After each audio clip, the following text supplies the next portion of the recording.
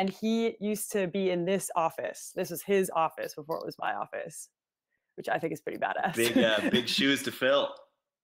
Yeah, he actually was in the office last week, and he kind of looked, a little lost. He didn't really have a place to go, so I offered that he could, I kindly offered that he could come back to his office and work in here with me. So if Al Gore made The Inconvenient Truth, if you could make a documentary on anything, what would you make it on? Oh man, that's a really interesting question. Probably the Wild West that is design in virtual reality right now. A lot of people are making users sick because they don't understand, the effect that virtual reality has on the vestibular system, and how people are learning how to kind of deal with that is really fascinating. And it improves every year. It's awesome. Yeah. Okay. Perfect. I got us recording. We have a bunch of people in the chat. Everyone, I hope you guys had a great Thanksgiving. Hi guys. Huge thanks to Arielle for taking the time. Let's get started. Sounds good? Yeah, awesome. Let's do it. So we are extremely lucky to have Arielle Zuckerberg today on Product Hunt Live, who's a partner at Kleiner, previously at Human, Wildfire as well. And I want to start with kind of what you identified when we hung out, which is like, what did you say? You didn't say the elephant in the room. You said the big giant in the room. Do you remember what you called it? The gorilla, maybe the 800-pound gorilla. 800-pound gorilla in the room. And you said, and you even mentioned it in your bio, in this AMA. So let's just start from the beginning, and then we'll get out to your time at Human, also Kleiner, and what you're thinking about as you become an investor. So everyone here has seen the social network. When Facebook got big, when Mark was at college. But little do they know that Arielle was. How old were you when things were popping up? Were you in 9th grade, 10th grade? Yeah, something like that. I think I was in 10th or 11th grade. Okay, before this happened. Well, I was in. Yeah. Yeah. I was a senior in high school when Facebook launched in high schools. Oh, that's funny. Were you like one of the first high school students on it? I was actually on vacation in Mexico, and the internet was really bad. So I was like the second or third high schooler on it. One of my best friends snuck in before me, which is pretty funny. And were you like reluctant? Were you like, fine, I'll help out? Or were you like, no, this is gonna be amazing. I can't wait. Oh my God, I'm so supportive. I was so pumped. I was so pumped. I immediately recreated all of the those groups about Clippy and all those random. Did you have a MySpace? Do you guys remember those? Oh, actually, wait. Okay, funny you should mention that. Check out this water bottle. Vintage MySpace water bottle. I got this at TechCrunch 50 before it was TechCrunch Disrupt. Did you know Tom personally? No, I did not know Tom personally. You haven't. Oh, I wish I did though. That would be awesome. Yeah, I bet Tom. I know Tom will be listening to this. So yeah, we can arrange that final meeting. So before this all happened, what were you like in high school? So I think, okay, granted, this was private school on the East Coast, but I was actually considered a jock in high school. You were a jock.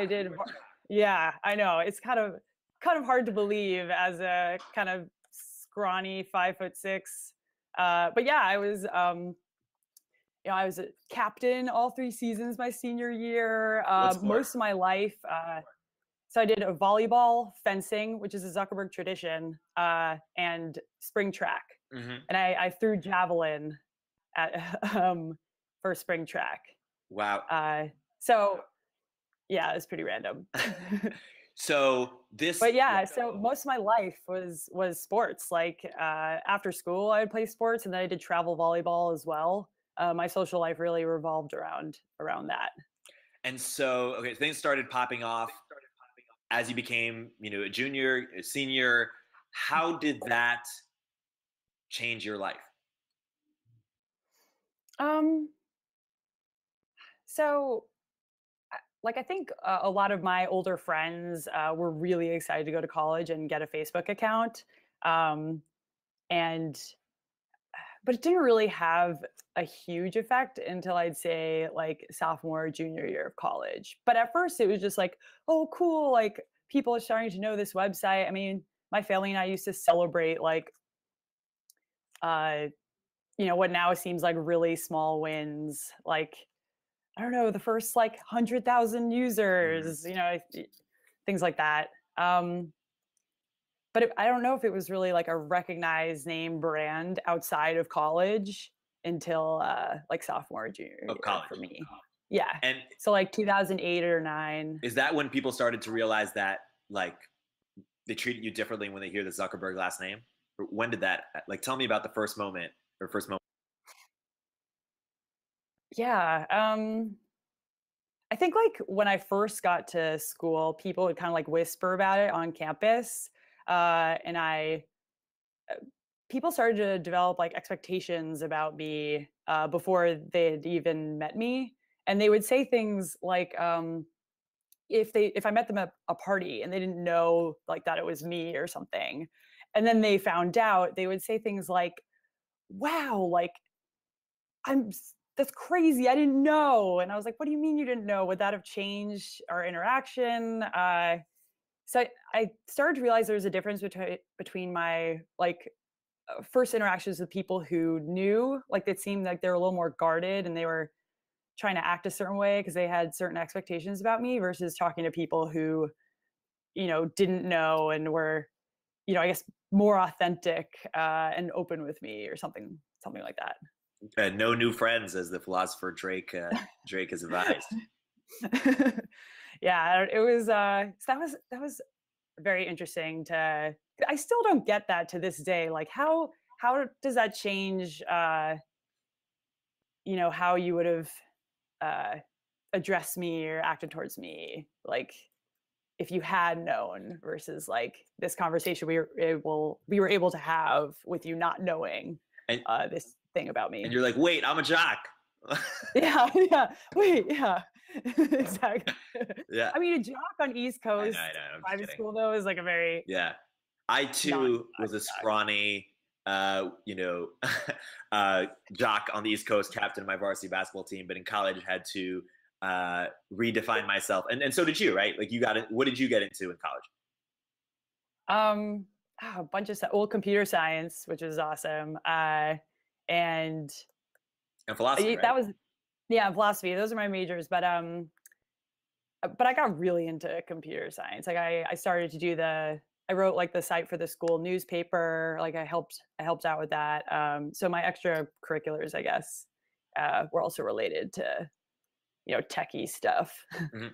And as things started to like really scale, I imagine towards the end of your college career, how did you um, think about what you wanted to do in life and sort of the legacy that you wanted to leave? How has that evolution happened? Yeah. Well, so there was this. So my senior year was when like the Time magazine. Mark was on the cover of the Time magazine. Um, and that really changed things. Like that kind of changed the way I had to go about like living my life in some ways. I need to be like a little more careful, a little more guarded. um, and that happened to be during the time where I was writing my senior thesis. So I wasn't as like focused. I was focused on all these other things that were happening in my life. And come March, I was like, man, I haven't even started looking for a job yet. And my sister Randy, she was like, you should just come up to the Bay Area. I'll like set some stuff up. She set up 8 interviews for me in one day, um, and just had me talk to a bunch of people. And those relationships have really like I'm still friends with those people to this day, and really set off my career to an amazing start. I ended up working with Alana Victoria from Wildfire, and they were my first interview of the day at like 8 a.m. uh, so Well, first, tell us about your senior thesis. I think it's fascinating. to combine computer science and philosophy, I did moral agency and advancements in artificial intelligence. And the conclusion was, or what was like the That if you similar to what Turing talks about in the Imitation Game. Not that I'm comparing myself, but how he says that what computers do is also thinking. They just think in a different way. Um, so by that, if you assign moral agency to us, to artificial intelligence, you must also assign moral agency. So computers are people. Or computers are moral agents potentially. Yeah, I mean, they'll start making moral decisions, interesting. And or in the realm of ethics. did you think that you might get into artificial intelligence, like build something in that space? Um, I don't know. Honestly, like, so how I started off my career as a product manager, I took this course, large software development at Harvey Mudd, or as the Mudders called it, LSD.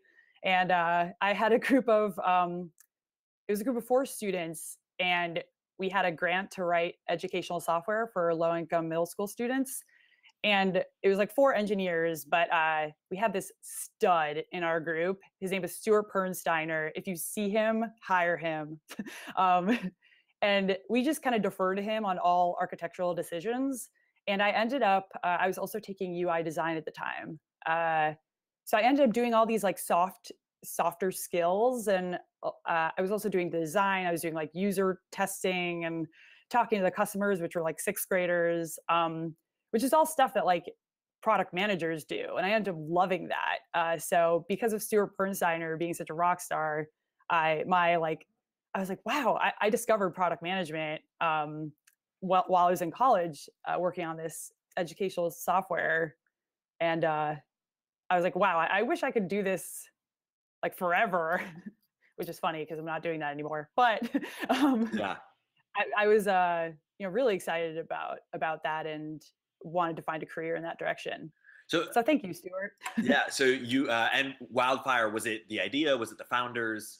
Um, Yeah, the founders are amazing. Also, the size was perfect for me just starting out in my career. It was like, I think it was 60 or 70 people at the time. It was just small enough that it still felt like a close-knit startup where I could have, a decent amount of impact, but it was big enough where I would have mentorship and, a lot of people to learn from. I didn't have to, jump in and do it all myself. right. So you were PM for a few years. Why this? So about a year and a half ago, I started angel investing. About 2 years ago, I rekindled my friendship with this guy, Tyler Willis, who was one of the people my sister introduced me to. Nice. He's an angel investor, and we just kind of like caught up over coffee. And he was like, I'm thinking of teaching a class on angel investing. Do you know anyone who would want to be a guinea pig? And I'd be like, shit, I'll be a guinea pig. And the first class I hosted in my living room. It was like me and 4 other students. I had to borrow a monitor from a neighbor because I didn't have one.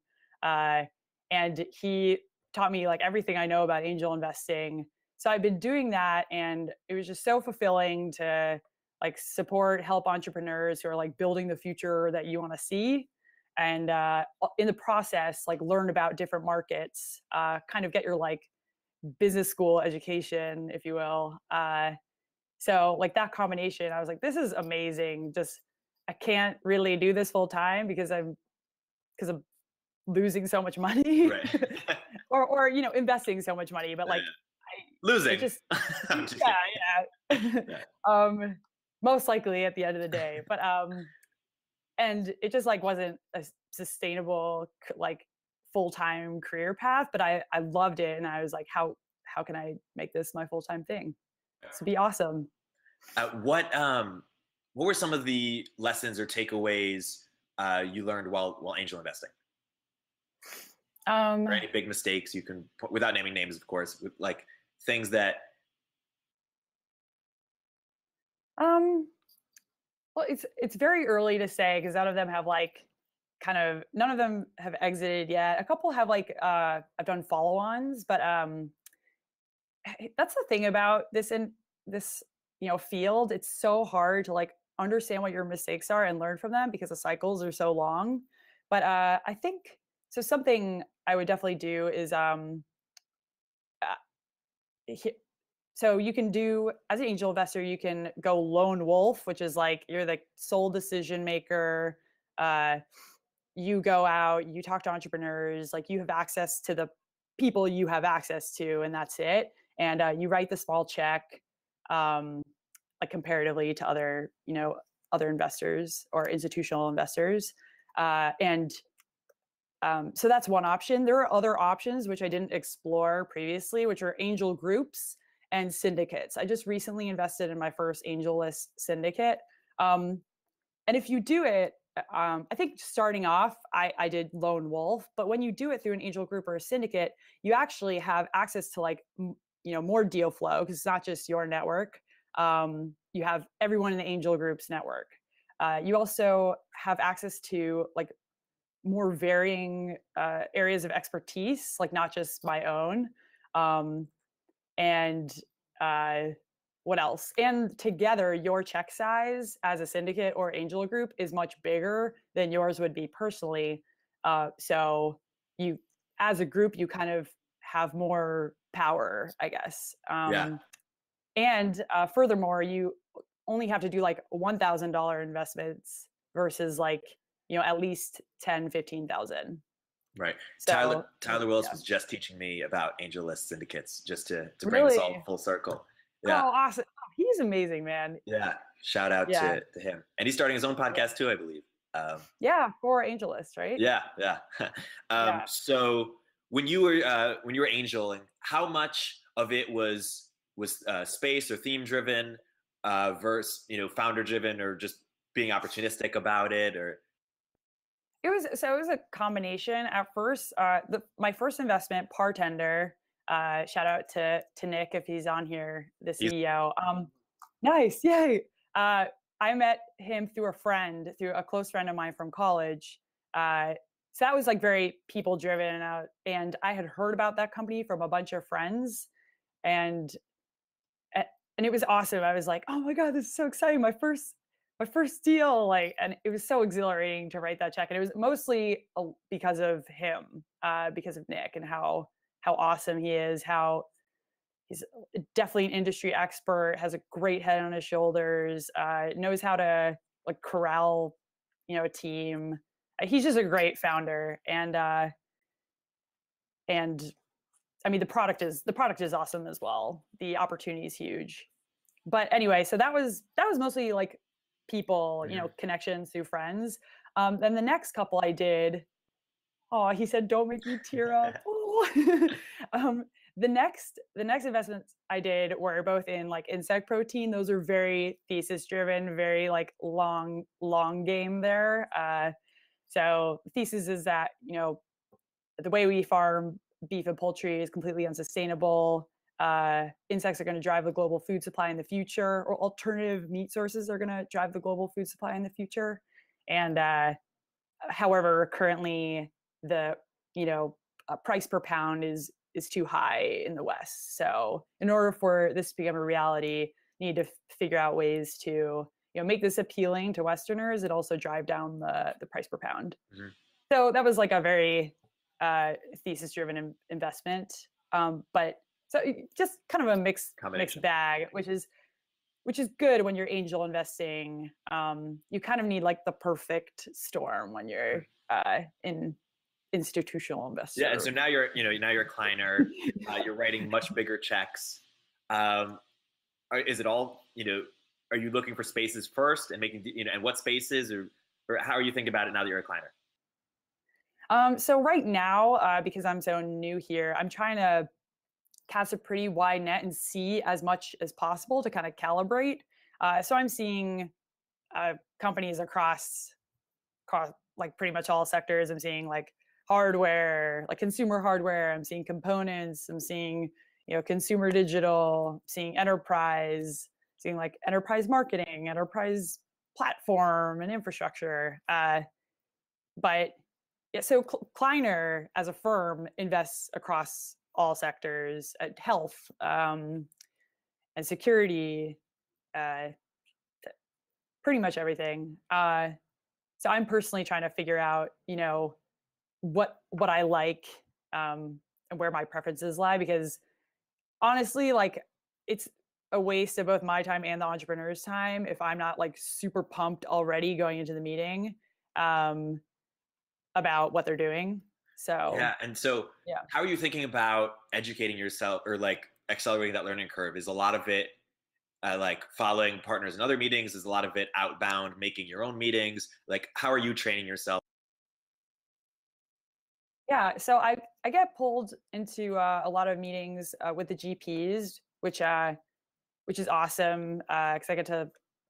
Those are great, and it also makes me feel really good because it makes me feel like they value my perspective, and it seems like they've been asking, pulling me into more and more things. So that's been great. I also get a decent amount of inbound. Like once people find out that you're a VC, it's like pretty amazing. Uh, People who are like, I have a friend like who's like raising a series A and like they just talked to Sequoia last week. Like, do you want to talk to them? I'm like, yeah, of course I do. Yeah, so that's been awesome. Like my friends have really uh, been sending me super high quality stuff, which is great. So it's like a lot of inbound, um, a lot of being pulled into GP meetings, and I've done a little bit of outbound as well, but mostly like prompted by inbound, if that makes sense. Like people Yeah. being like, "Hey, I know someone. Do you like? Here's their info if you want to reach out." Things like that. But I presume you have And to also say no reading things. a lot of times. Yeah. How are you doing in terms? Oh man. So I'm. This is like, I'm pretty bad at saying no. So this is what where I've had to learn the fastest and grow the fastest is like delivering the quick and helpful. It's not really no, it's like not right now, Yeah. usually, because you never want to close the door. It's not you, it's me.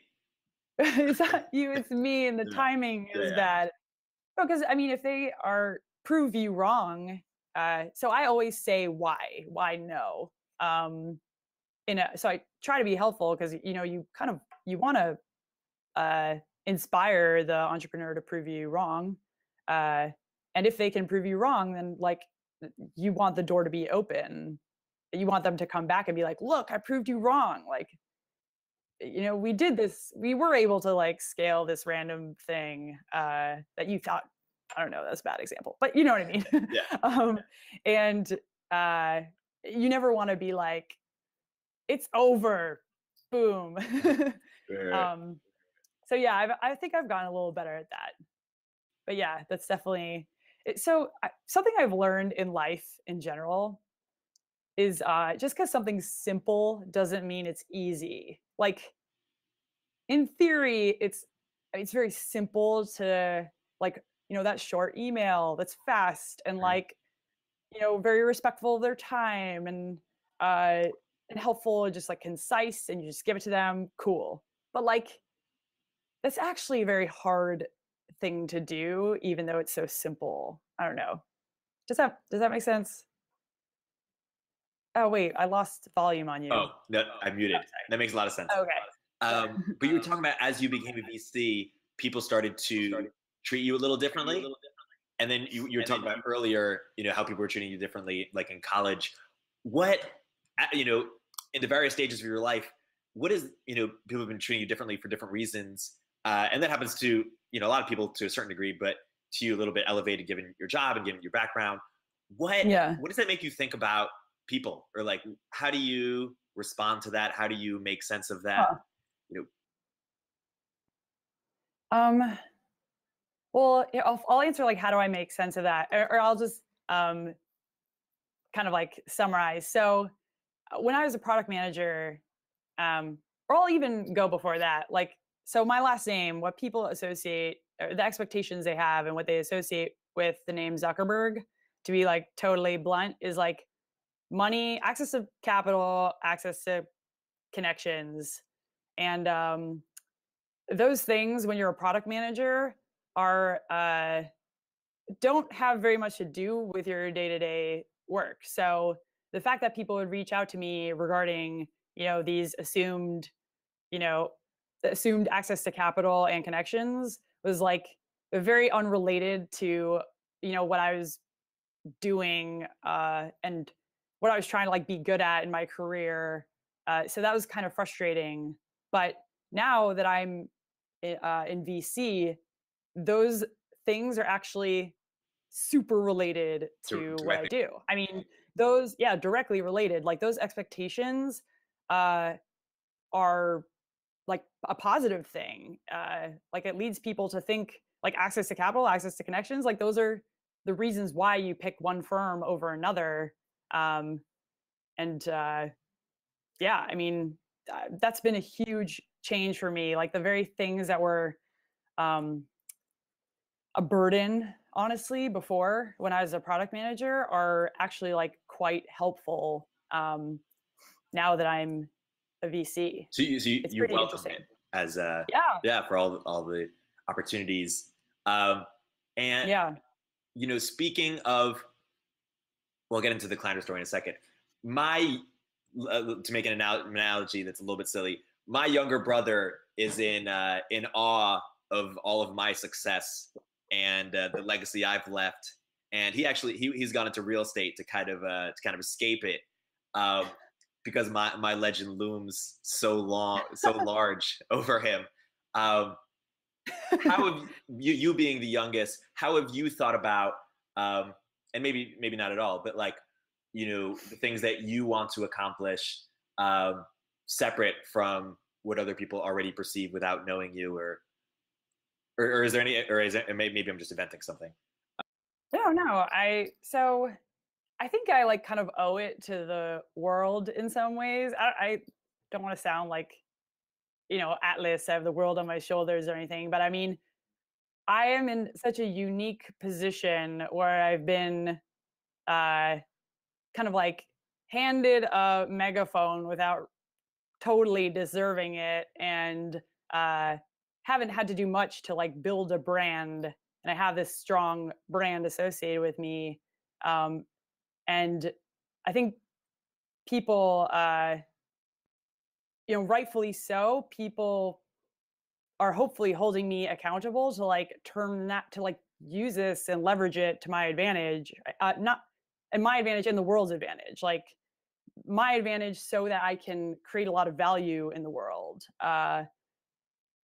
in a more straightforward way than other people couldn't necessarily.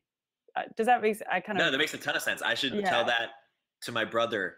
Uh, Given the great opportunities I've given him, with Yeah, the like yeah, I kind of been my starting point, I've been kind of like given a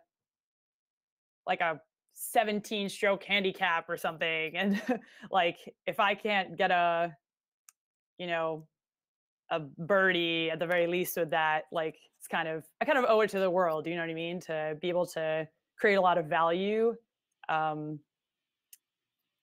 is because I it. think, yeah. Do you feel under like a, is that a lot of pressure that you um put in yourself, or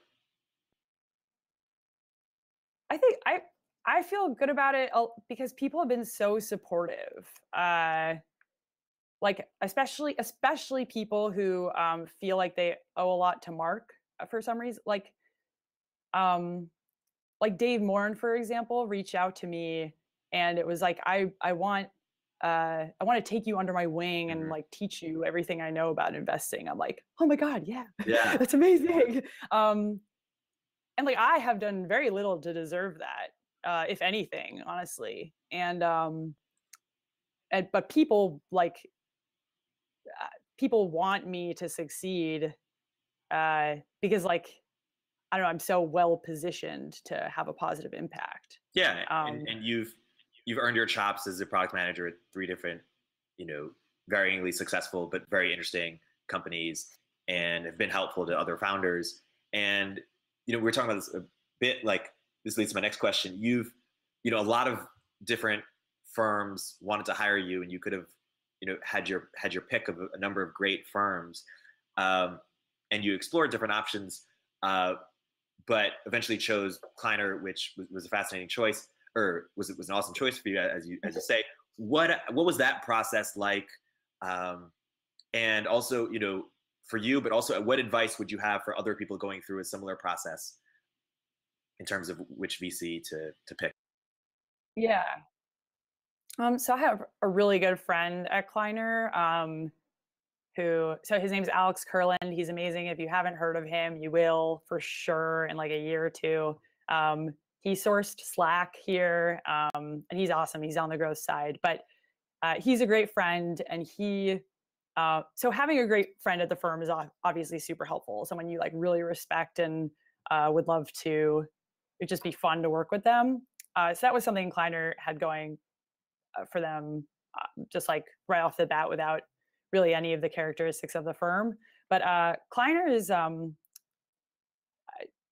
the people here. It's so much about the people, whereas other firms are uh, just plainly not as much about the people, or like I didn't click as well with the people as I did at Kleiner. Like I really felt here that people were gonna go out of their way to and like bend over backwards to ensure that a great experience and that I would become a great VC. Yeah, the mentorship here and just the environment, it's like very warm and collaborative. And other firms just really aren't like that. And it really like reflects on how the value we provide to entrepreneurs as well. Like we work as a team. Like I alone cannot provide that much value to entrepreneurs, but like the entire team here at Kleiner definitely can with like the wisdom and experience and like diversity of perspectives.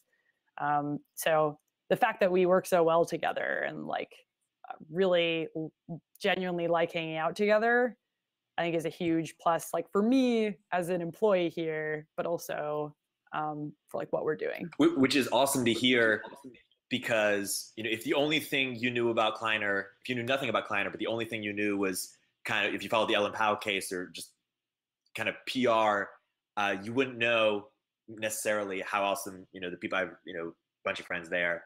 And so it's great to hear that. Yeah, it's awesome here. It's like feel a very strong bond with my teammates. It's really awesome environment. What's it like working? Oh man, he's such a legend. It's crazy. He it's so many things. He is the most hardworking person I've ever known, I think. Like we were working on a deal together recently and I was up kind of analyzing the result of our due diligence calls at like 3 a.m. I made an edit to the document and I was like, oh boy, like I'm gonna go to bed now. And then when I woke up, I noticed he had made edits at like 4:30, like, and he was there online at 3. I was like, oh my gosh. He said that he had gotten like 2 hours of sleep that night, and it had been like that for several days in a row. And I was like, crap, like he is totally outworking me right now, and I'm like the newbie. I'm supposed to Like after 30 years or something or more. yeah, Wow. yeah. He is so like dedicated and hardworking. It's amazing. Like you would think after 30 years and someone of his success, like he could kind of easily put that work on me and I would be fine with it. Like I'd love to have John Doerr tell me what to do, but like, no, he goes and like does all of it and stays up and does all the hard work and goes the extra mile, which it's amazing. Wow. And what spaces are you most excited about right now? Yeah. So I'm really excited about VR. I just think, I don't know. There's so many. I just think like the classrooms of the future, like our kids will find it weird that we didn't experience the Mayan ruins like in 3D. They're gonna be like, what? Like, how did you even understand what was going on? In uh, the Civil War. Like, what the hell? So I kind of see that. What else? Access over ownership, I think, is going to continue to be really big. What else? I actually made a list because I figured you would ask this. Talk more about access versus ownership for those who may not be familiar. Oh yeah, so like renting, so like Airbnb, for example, or like taking Uber instead of owning a car. So wait, what happened here? Sorry. So the main like benefits are it removes the burden of large fixed costs for something that you're not going to use very often. Um, and Yeah, that's like the main benefit of it. You only pay for it when you access it versus paying to own something like a vehicle. Um, yeah, I think like sporting equipment is will be a big one as well. Hmm. And just like continuing this trend of people like only paying for things when they're utilizing them. Yeah. And how much of your time is helping existing portfolio companies? And if there are other spaces you want to talk about, feel free to add those. Um, Other stuff, food is obviously like a lot of my angel investments are in food. I just think that that's there's um, like I said, a lot of work to be done there. And I have a thesis about that. We can talk about that another time. I think I told you a little bit about that though, like the Prius thing. Yep. But tell our Um, audience a bit. oh, so this actually came out of a conversation with Simon from Greylock, but we were talking about how basically the idea was that similar to like gas guzzling SUVs and how there's uh, this kind of inflection point where people started to feel ashamed of owning gas guzzling SUVs, and then that shame became, or there was guilt, and then people started to shame people who owned SUVs because they're like bad for the environment and things like that. And I think the same thing is kind of happening with food. Like there's this guilt about eating things that you don't know where they come from and you don't know what's in them. Uh, and people are we're starting to see the same kind of shame that people experience with these gas guzzling SUVs and Hummers with the type of food you eat and support and buy. So the same way that the Prius kind of came in and like made it really easy to make the environmentally right decision. Hmm. Like you saw people across socioeconomic areas, like everyone's buying the Prius. It was like this statement about you caring for the environment. And I think we're soon going to see like the Prius of food, kind of like whatever. It makes it really easy to make the right decision uh, in food. Hmm. I think I explained it better the first That time was when we were at dinner, but yeah, hopefully no, that was good. that was What? How much of your time is helping existing portfolio companies? Um, and what do you do there? so not as much right now because it's only been 5 weeks, but I've been helping some of my angel portfolio companies. Like I visit the partender office. I don't know, once a month, but I talk to Nick more often. I I have a couple meetings set up with like portfolio companies that I'm interested in, but I haven't really yet started to like be super helpful, to be totally honest. Yeah, no. Uh, There's a few questions here about your, and I know you're obviously just starting at Kleiner Perkins and want to be an investor for quite a while, but your long-term goals or plans. Do you think of yourself as having kind of 10 years I want to be doing X, Y, Z? Nikhil asks here if you potentially see yourself in politics. You are in Al Gore's room after all. How do you think about? that's me making the Oh my same God, face as Al Gore. that's amazing. The writing is on the wall. How do you Yeah. think about kind of the broader question of like long-term career? Um, Man, I kind of shy away from it. I don't know. No, I think I'm more like uh rather than seeing it as a career path, it's more like goal oriented, I guess. Or yeah, I'd say it's more like, okay, once I feel like I've like achieved this goal, um, then I'll, move on to the next thing. Or when I've reached a point where I feel like I kind of need to like learn something new and in order to like level up. I don't know. No, that makes a lot of I don't sense. know. It's a And right hard now, question. Yeah. you're focused on learning how to like being a great investor, essentially, you would say. Yeah, yeah. And I think if you asked me that question like a couple of months, because right now I'm so focused on like getting off to a good start here, I'm like 100% on that. I'm like not thinking as much about super long-term career goals right now.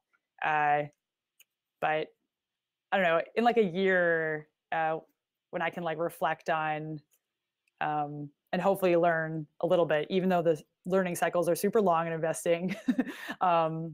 I can like look back and see, uh, you know, then ask me that question, I Yeah, guess. yeah, absolutely. No, follow-up podcast. Yeah, I have to understand whether or not I'm a good investor in order to know that this is like the right thing for me. Right. If I'm bad and I don't provide that much value and don't have very good investment judgment, then I should probably, you know, Cross that bridge if it happens. Ask Randy to set up more interviews. Yeah, absolutely. Um, so speaking of like kind of large career thoughts, what's the best advice you've ever heard? Ooh. Oh, well, relating to investing specifically, Yeah, sure. okay, does interesting advice count? Okay, cool. I don't know if it's I haven't really so anyway, I was having dinner with Luke Nosek and I asked him if he could start over all over again, what would he do differently um in terms of investing? And he said that he would write down every thought as it happened. Okay. And he would have two different colored pens and he would write down all of his rational thoughts in one color and all of his emotional thoughts in another color. And then kind of try to find patterns in his emotional thoughts and like analyze them later. I thought that was just very interesting, not necessarily like super feasible, but I think the point though of what he's saying, I think is super valuable, which is like understanding why you are thinking a thought, Mhm. for lack of a better word, will help you like understand like which of your uh like decisions or opinions are based on like biases that are clouding your judgment or are like you actually like being rational and like thinking clearly. Have you been following Does this that advice yet? I've been trying to Interesting. like definitely trying to understand. So what I found is that sometimes your what you think are rational thoughts are actually emotional thoughts disguised as rational thoughts. Um like what would an example be? This is just an easy example. I've never personally felt this way, but if you're like, this founder seems really like kind of an um, disrespectful or not a good listener, you just have to make sure you have to like unpack that and make sure that you just don't have like a unfair bias like against that person, or you just like thought that person was a jerk, so you decided to pretend that you think that they were a bad listener. Right. You know what I mean? It's like, Yeah, absolutely. yeah. What's something that you used to strongly believe that you changed your mind on, that you now see as misguided in some way? Huh.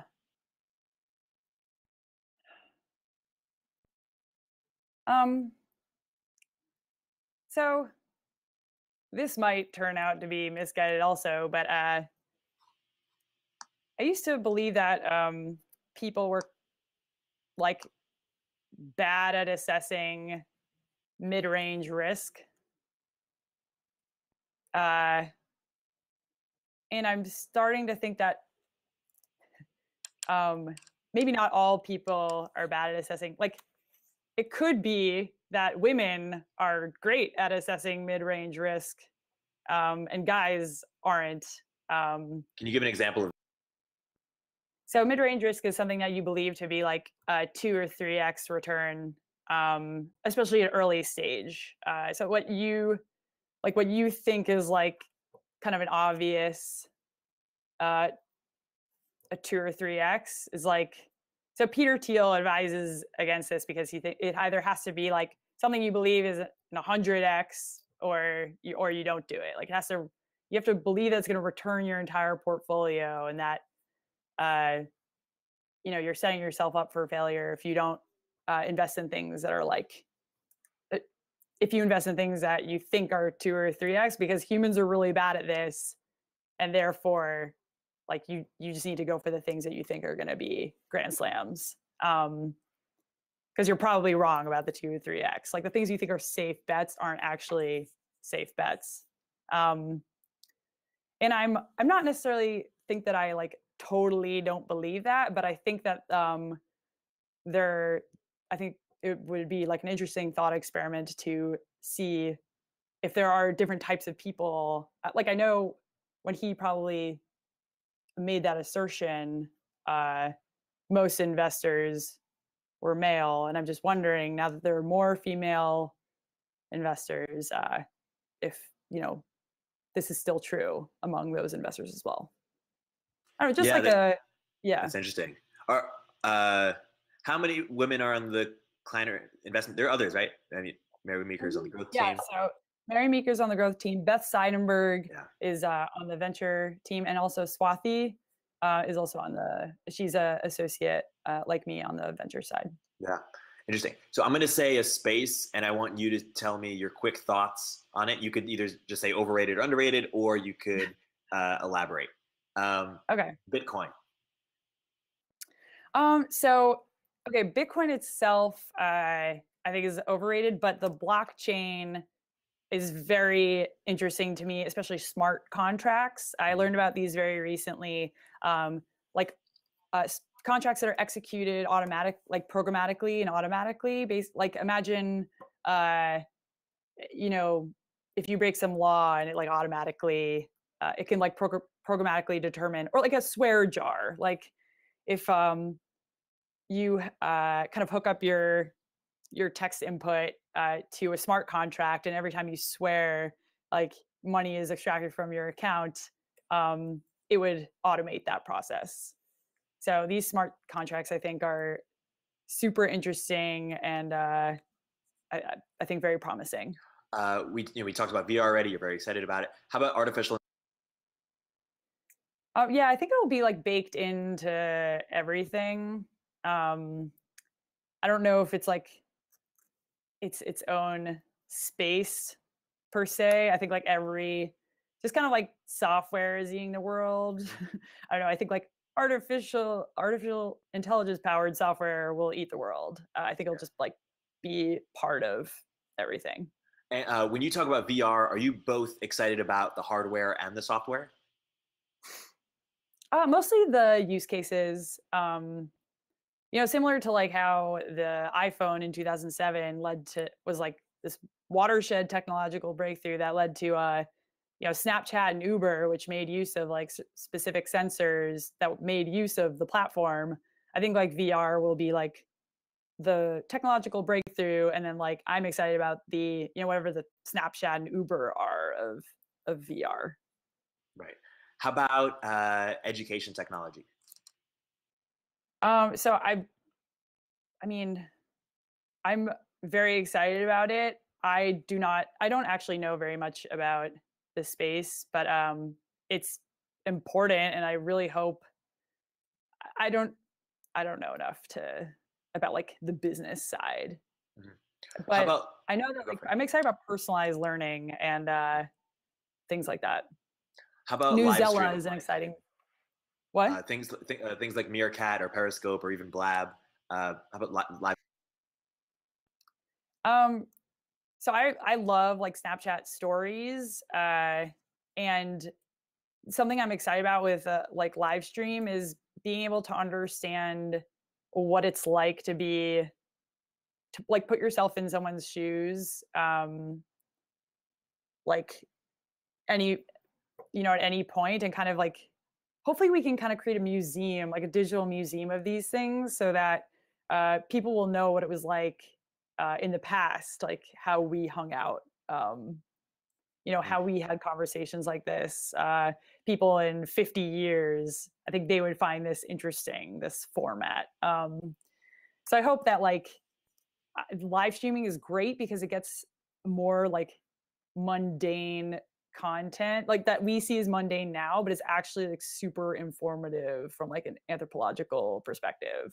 That we've never had access to before ever. Like this will be the first generation of people that like we know all the like mundane shit that they did because of live streaming, and that's awesome. Like I'm pumped about that because I don't know, I wish like I knew all the like it would be super cool to understand like people in Europe in the 20s, like what they did during a house party. Like, how about fascinating? How about net neutrality or just internet policy broadly?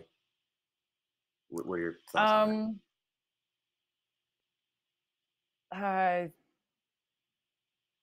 I mean, I don't know very much about it, but I don't know enough about it to like express a strong opinion. I mean, I think I am pro net neutrality.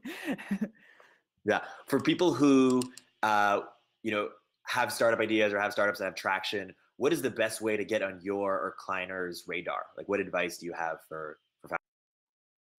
Yeah, you could reach out to me via email or like attend an event with us or something. And yeah, engage with us in any way you can. We're always open to hearing about exciting companies with traction, especially. You might get flooded. Yeah, that's fine. Okay. Bring it on. Okay. Arielle at kpcb.com? Yeah, ARIELLEZ at kpcb.com. Gotcha. Or you can like tweet at me or something. I'm pretty new to Twitter, to be honest, but you can definitely tweet at me. Yeah. Also. Awesome. If you find the next big idea and from this podcast, I'm just saying. Yeah. I'm just saying. Well, what are you saying? Well, it's gonna be recorded, so we'll look back. Yeah. No, I mean, I know we talked about this, how I think you would be an amazing investor potentially down the line. You're too kind. Okay, so I do want to respect your time. But yeah, just lastly, I want to ask: do you have? So you are, you major in philosophy. You're obviously interested in a lot of different topics. Who are some of your favorite kind of thinkers, both whether it's past or current, whether it's in the field of philosophy or just kind of broad, thinkers or writers that you really, really admire? What are some things that you recommend, people here should read or check out? So my favorite philosophical work and one of my just favorite books of all time in general is called The Symposium by Plato. So he hosts a symposium about the topic of love, and everyone at the symposium has to give a speech about the meaning of love, what is love, etc. And they have a comedian, a tradition. Oh no, the light in my office just turned off. Sorry. Oh well, I'll just sit here in the dark. A aristocrat, I think like just like a bunch of people across several fields and their perspectives about like the meaning of love and why we feel this feeling and things like that. It's magical. Not only are like each of the perspectives interesting, but it also says something about how he views that genre or that occupation, and like through the lens of the subject of love, which is like this universal feeling, how these different practices, how they play into like the human psyche and things like that. It's awesome. Definitely recommend it. and readable. Yeah, it's not like super long. And Aristophanes is my favorite. He talks about how originally two people were a blob together and then over time we separated. But it gave me this appreciation for comedy and how uh, comedy like feels lightweight, but it's actually extremely profound. It can be extremely profound, and like it's almost so and it makes it even more profound because it's like veiled in humor and like this lightheartedness. Awesome. Yeah. Cool. Arielle, with respect to time, this has been a fascinating interview. Thank you for doing it. Yeah, this has been great. Thank you Uh, for having me. yeah, no, it's always a pleasure. Last minute plugs. Where can people learn more about you, about Kleiner, about everything you're up to, and anything else you want to plug or tell the audience? Yeah, so we have Kleiner has a cool podcast called Ventured, and hopefully I'll be on it soon, maybe. Nice. What else? We have a blog. We're all over the place. Come to our events, and yeah, I don't know. Cool. Check you out Follow on me on Twitter. Facebook and stuff. And, Yeah, I'm on Facebook, Twitter. Facebook. Yeah, I'm a lot more prolific on Facebook. Yeah, no, that makes more sense. I gotta stay loyal. Yeah, awesome. So they can follow your page. I have a profile on Facebook. I'm verified though. Okay. So you know I'm like a really big deal. Yeah, No, I bet. Absolutely. Cool, Arielle. This has been awesome. And the audience can find you, on Facebook, Twitter, email. Thank you for taking the time, and we'll chat soon. Yeah, thank you, Eric. Have a great day. Cool. Bye. Cool. Bye. Everybody, thank you for joining. This has been an episode of Product Hunt Live. If you want to see more Product Hunt Live episodes, just tweet at us. Let us know who you want to see. And yeah, thank you all for all of your questions. They've been very good. And this is one of my favorites that we've done so far, probably. This will probably come out either as a podcast or we will just release the video. And if you have any feedback for us at Product Hunt Live, just tweet at Product Hunt. You could tweet at me. And if you have any feedback for Blab, which is the fantastic platform that hosts this, just tweet at them. So again, thank you all and have a great day. Go Blab, go Product Hunt, and go Arielle, and go Kleiner. Okay.